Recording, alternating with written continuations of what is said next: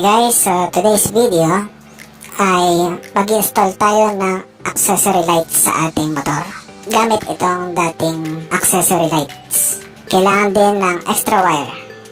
So dito natin ilalagay yung ating accessory lights.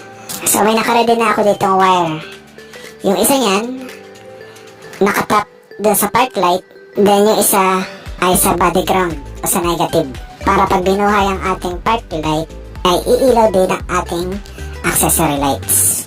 Yan, so connect lamang natin yung positive at negative ng ating ilaw.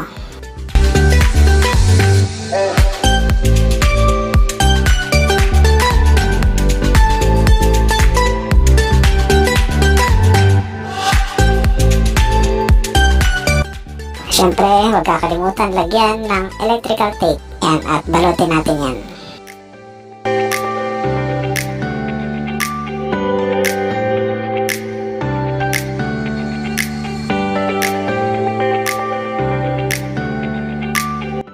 Okay, tapos maglalagay din tayo ng accessory light dito sa may papaludo sa ilalim. So hanapan muna natin siya ng pwesto.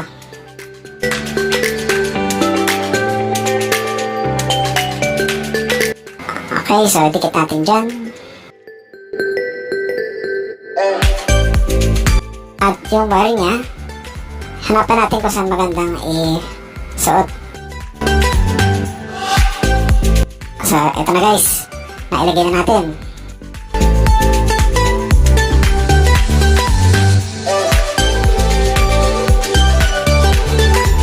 Tapos, pagkapangin natin dito yung wire sa may tabi ng tangke. Ayan, so, ilulusot natin yan dun sa may unahan ng tangke. So, yan, nailagay na natin.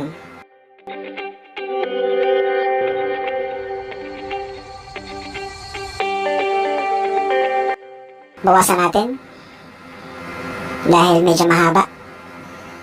So ngayon, pagsasamahin natin yung parehas na pula at yung parehas na itim.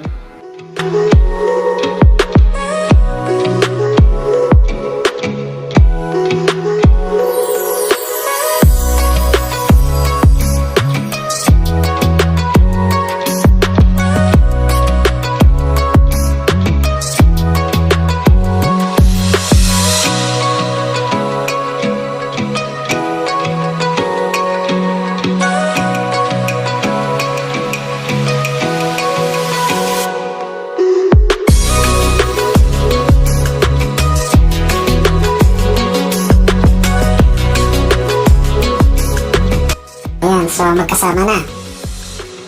Ngayon, yung kabilang dulo ng ilaw na nilagyan natin kanina, so dinugsangan ko yun ng wire. So, ganito na lang din, positive, negative, para hindi nakakalito. So, yun lang. Pag i-connect nyo rin yung negative sa negative at positive sa positive. Ayan. So, lagyan natin ng electrical tape. Okay, so balik na natin.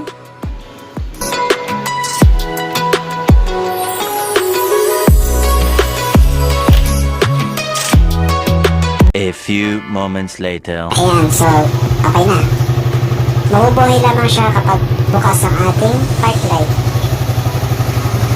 o kaya headlight. So nilagay ko lang ito guys para sa tutorial. Tatanggalin ko din ito.